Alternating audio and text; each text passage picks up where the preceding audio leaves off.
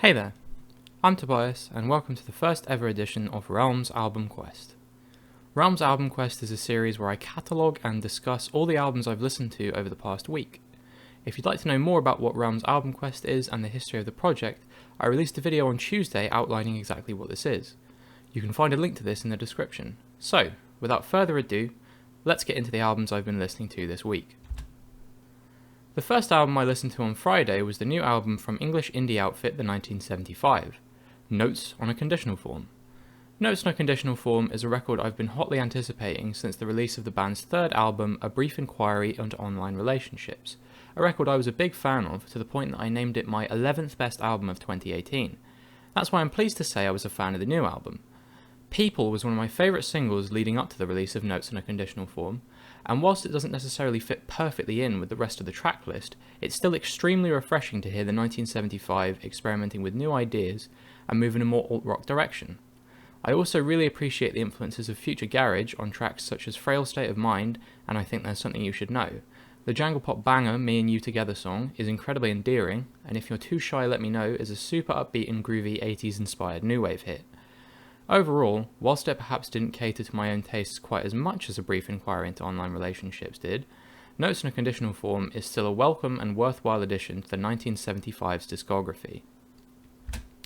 Next up is an album from Portuguese producer Nídia, that I hope I'm pronouncing correctly, fales, nela, mentes. This record utilises a wide range of dance music styles that originated in Angola, including batida, tarexinha and kuduro. This was my first introduction into any of these genres, and so I found it somewhat difficult to truly approach this record on a critical level. For example, some of the songs on this record, most notably Taraxo do Ghetto featuring Gamboa, featured production quality which I might consider amateurish if it came from a Western style of dance music. However, I found it difficult to comment in the case of this record whether this was a stylistic decision or genuinely amateur production. That said, a number of tracks on this record, such as Popo and Royale, were incredibly groovy and solid pieces of dance music. If you're interested in exploring new kinds of dance music, I'd definitely check this one out for yourself. Saturday was my busiest day this week in listening to new albums, and it kicked off with the up and down lo-fi indie record Consummation from Brooklyn artist Katie von Schleicher.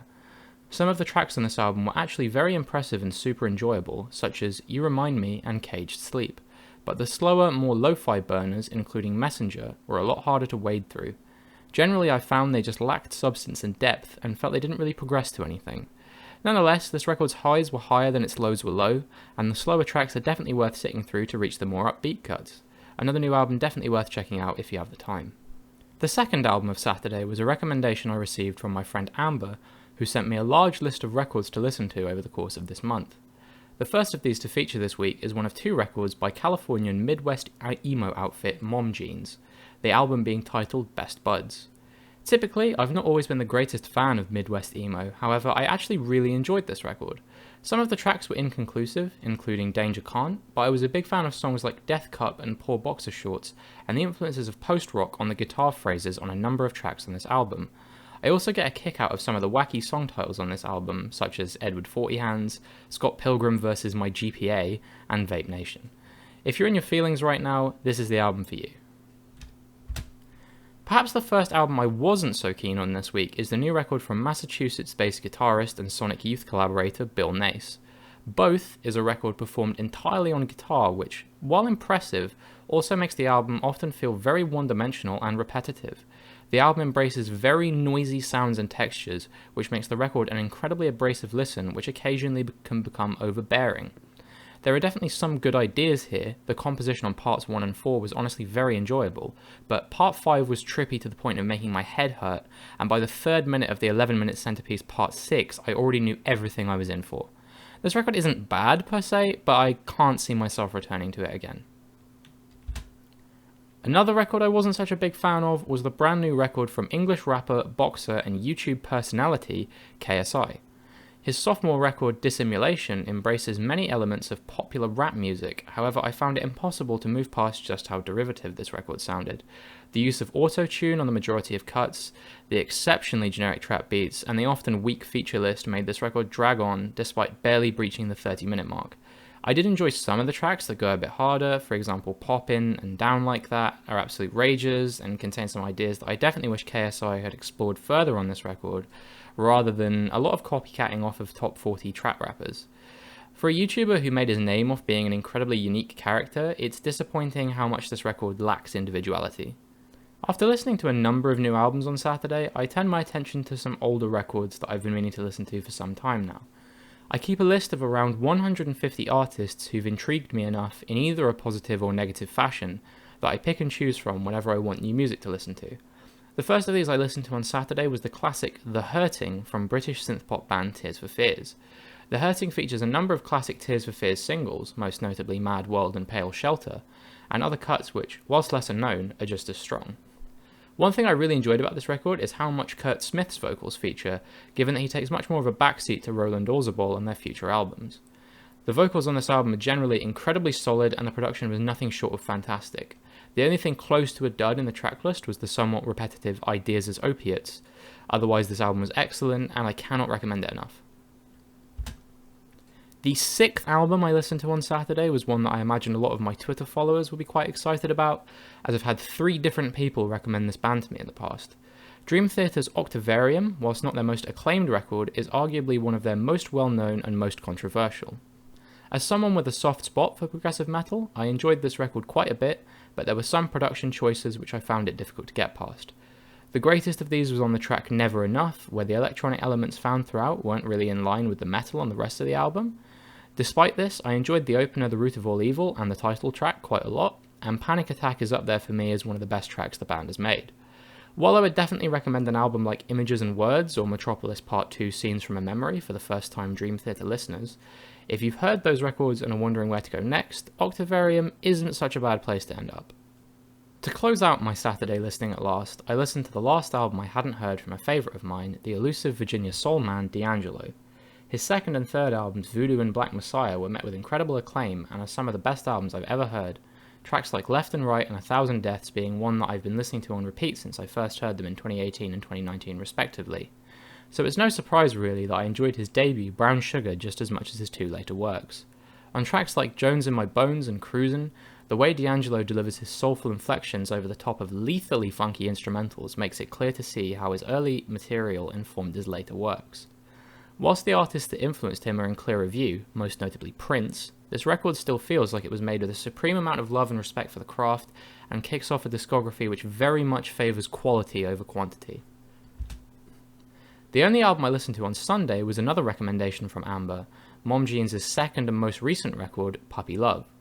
Whilst I did give them the same score, I didn't like this one as much as I enjoyed Best Buds.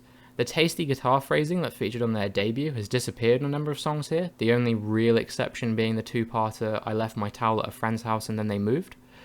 Whilst the groundwork was there on Best Buds, Puppy Love embraces elements of pop-punk a lot more than their debut, and unfortunately whilst I respect it, I must admit that pop-punk is down there as one of my least favourite styles of music. There was definitely still a lot to gain out of these records, and some of the punkier tracks still pop off, but if I had to pick one or the other, I'd choose Best Buds any day. An album influenced a lot by punk that I did enjoy, however, was my album of the day for Monday, a supremely politically charged album that turned heads back in 2018 from Bristol-based post-punk act Idols. Joy as an Act of Resistance. I first heard the single Danny Nedelko in a random Spotify playlist back in 2019 and I was instantly a fan. Recently I've been enjoying post-punk a lot more, with Suntan by Model Actrice currently sitting as my favourite single of 2020, and so listening to this record seemed like a logical step on my album quest. I'm pleased to say that a great number of the tracks in this record appealed to me just as Danny Nedelko additionally did, including Colossus and Samaritans. The only one that felt like it could be considered a misstep was Graham Rock, where the hook began to grate on me, and the repetitive chant of 10 points to Gryffindor didn't really do anything for me other than just annoy me. Even with this single criticism, I'd still definitely recommend this record for any post-punk fans or anyone looking for something a little more upbeat and or political. My first album of Tuesday was the third recommendation from Amber this week and the final of her long list of recommendations, at least for now, was the undeniably catchy Nothing But Love from Miami pop-punk band Just Friends. Despite my criticisms of pop-punk earlier, its infusions with ska punk on this record, especially on the tracks Keep Up and Flex, make for an incredibly fun, carefree listen. Honestly, I think this might be the first ska punk record I've ever heard. Perhaps I should listen to some more. Send me all your favourite ska punk records on Twitter, Discord, or in the comments below. I need more of those horns in my life. Whilst this record was by no means perfect, and the slow burners Get Down and Force It did drag on and highlight the imperfections in the vocalist's tone in quite an unpleasant manner, I'm still thankful that I listened to this record just for the ska influences. Big shoutouts to Amber for putting ska in my recommendations. You know, what even happened to ska anyway? We should bring it back. I'm just saying, I feel like ska is a genre that was unappreciated in its time and was lost far too soon, and we could definitely gain a lot from it. So, after Nothing But Love, I turned my attention towards the new Gunna album, Wunna.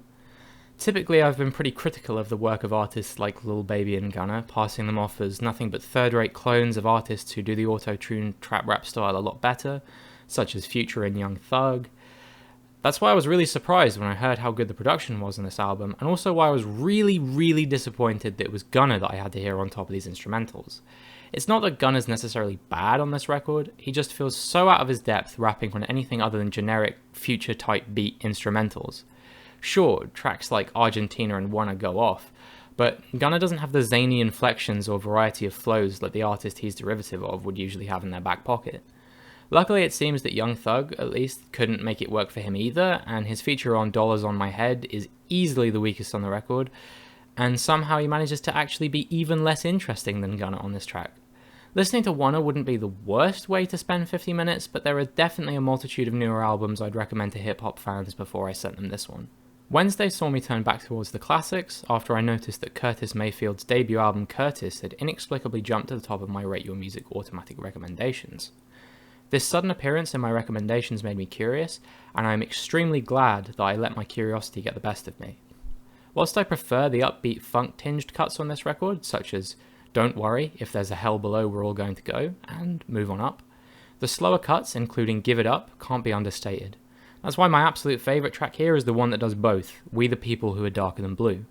It's no secret that whilst I don't listen to enough, a lot of my favourite records of the last few years have been soul records, which is why I'm always excited to hear the albums from which they took their inspiration. A good example of this is Michael Kiwanuka's latest record Kiwanuka, where the funky brass hits on the opener You Ain't the Problem must have been born out of a love for Move On Up. No doubt I'll be returning to a number of tracks over the coming days and weeks, which is why I'd recommend this album to just about anyone. My final album of the past 7 days was one I listened to earlier today, a great black gaze record recommended to me by my friend Sniperwave, titled Traktat from Harakiri for the Sky frontman Michael V. Van Traum's project, Karg. As a fan of Harakiri for the Sky, I won't deny that the material on this record is very similar to something you might hear on a Harakiri for the Sky record, but I appreciate how raw Van Traum's vocals are when compared to albums such as 3 Trauma or Arson. The atmospheric guitar riffs are perfect, and I love the blast beats underlying the instrumentals. Some tracks, for example Abgrund Dialectic, can often grow repetitive with its 11-minute runtime, but I also respect that they may feel contrived if they weren't as long as they are. Overall, I definitely recommend this album to any metalhead out there, especially those who are interested in more abrasive vocals or more atmospheric instrumentals. So there we have it. Those are the 15 albums I listened to over the past week. If you made it this far, thank you so much for watching. Let me know your thoughts on these albums if you've listened to or choose to listen to any of them, and if you like this video, make sure to leave a like and let me know if there's anything I can improve. I'm hoping to be making videos like this for a while to come, and I want to deliver the best content I can for you guys. And until next time, enjoy the records.